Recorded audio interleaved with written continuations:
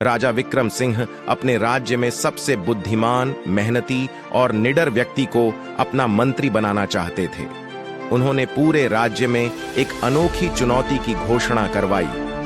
जो भी महल के अंदर स्थित रहस्यमयी कक्ष तक पहुंचेगा और वहां रखी वस्तु को सुरक्षित बाहर लेकर आएगा, उसे मंत्री पद दिया जाएगा।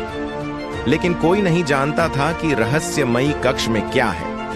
महल में अफवाह थी कि यह कक्ष जादुई था और जो भी अंदर गया वह कभी लौटकर नहीं आया। प्रतियोगिता का दिन राज्य के कई योद्धा, बुद्धिमान व्यक्ति और साहसी युवक इस चुनौती में भाग लेने आए। सबको एक ही काम करना था, महल में प्रवेश करके रहस्यमयी कक्ष तक पहुंचना और वहां से कोई एक वस्तु लाना। लेकिन समस्या यह थी कि किसी को यह नहीं बताया गया कि कक्ष कहां है।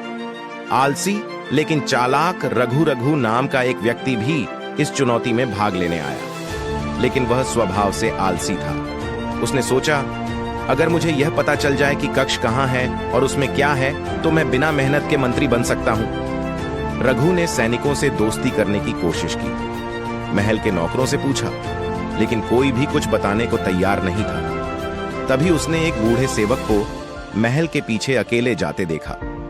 रघु चुपके से उसके पीछे गया और जब कोई नहीं देख रहा था तो उसने बूढ़े से पूछा, क्या तुम जानते हो कि रहस्यमयी कक्ष कहां है?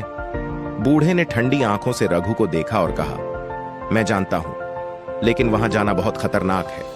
वहां अंधेरा है, वहां परछाइयां चलती हैं और वहां समय का कोई नियम नहीं है। रघु घबरा गया, लेकिन उसने झूठी हिम्मत दिखाते हुए कहा, मुझे बस ये बताओ कि वहां जाने का रास्ता क्या है।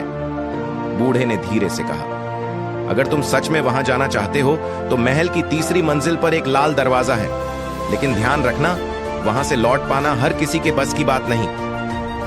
रहस्यमयी कक्ष की खोज रघु ने बाकी प्रतियोगियों को देखा।